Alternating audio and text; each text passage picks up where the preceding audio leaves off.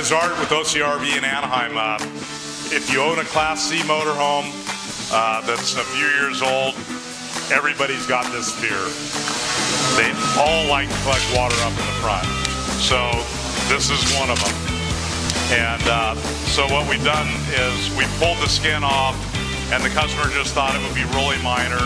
Well, unfortunately, it was soaked completely all the way through. So what we've done is we've taken the front end off, rebuilt the skins, recovered the inside with a new upholstery, and now we're putting it back together and gonna put the new skin on top of it and seal it and caulk it up. So everybody with a Class C motorhome, or any motorhome, especially with a rubber roof, make sure and maintain and get your roof resealed and inspected at least twice a year. And we can help you with that, so come see us at OCRV.